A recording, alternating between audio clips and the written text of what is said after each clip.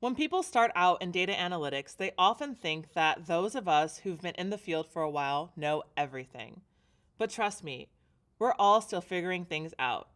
And a lot of the time, that means troubleshooting. Troubleshooting has to do with asking the right questions, and that's what we'll focus on in this video. We'll learn how you can use troubleshooting to solve all kinds of problems. To do this, we'll need to talk about some of the limitations of VLOOKUP and then practice fixing some of the most common problems that data analysts face. Some of the troubleshooting questions I like to ask myself: how should I prioritize these issues? Trying to solve lots of problems all at once can feel overwhelming. I find it helps when you take things one at a time. Next, I ask, in a single sentence, what's the issue I'm facing? This helps to clarify what's really going on so I don't get bogged down with extra details. After all, if you don't have a clear objective before looking at the data, you can find just about anything. It's always best to start with your own clear understanding of the situation. Then let the data tell you if you're on the right track or not. The next question I ask myself is, what resources can help me solve the problem? The internet is one of the best resources out there. If you have a question, chances are thousands of others run into exactly the same thing. So a quick search can be really helpful. And it's good to remember that people are resources too. Don't be afraid to ask questions. Not only is it a great way to learn, it can also help you build strong relationships with your colleagues. And a final important question I think about: how can I stop this problem from happening in the future?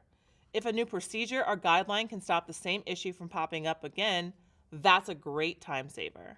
All right, let's start by noting that VLOOKUP only returns the first match it finds, even if there are lots of possible matches.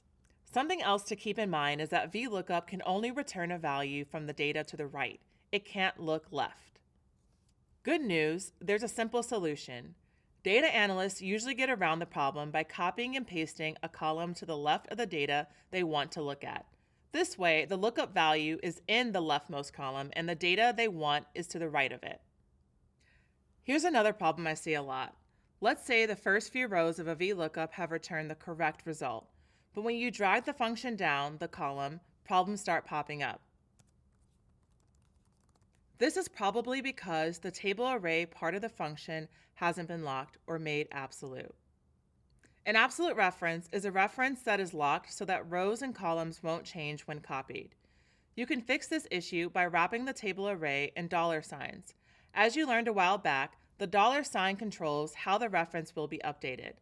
They make sure that the corresponding part of the reference doesn't change. Something else that can throw off your VLOOKUP results are version control issues. In other words, a function worked perfectly at first, but then something in the spreadsheet it was referencing changed. For example, maybe a user inserted a column.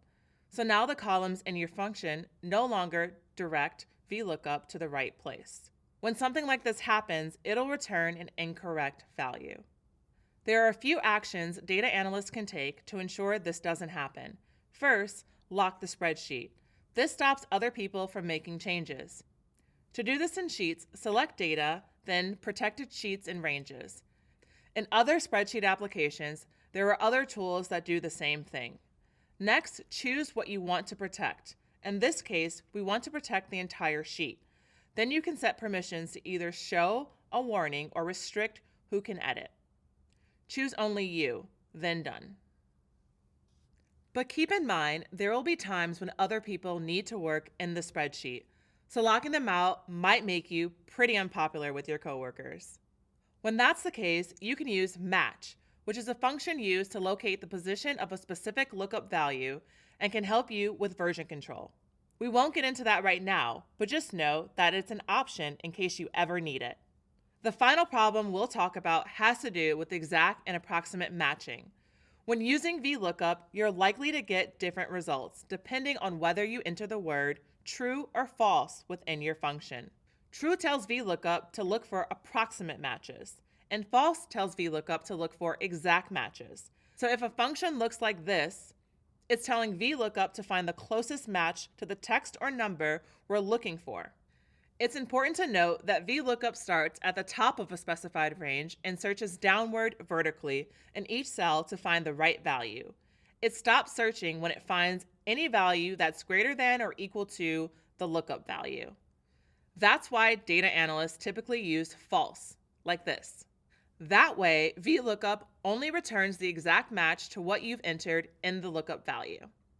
VLOOKUP is one of the most popular lookup and reference functions in spreadsheets. It's also one of the trickiest. Coming up, you'll learn about more of these common challenges. Everything you learn will help you run into fewer problems when you start using VLOOKUP as a future data analyst.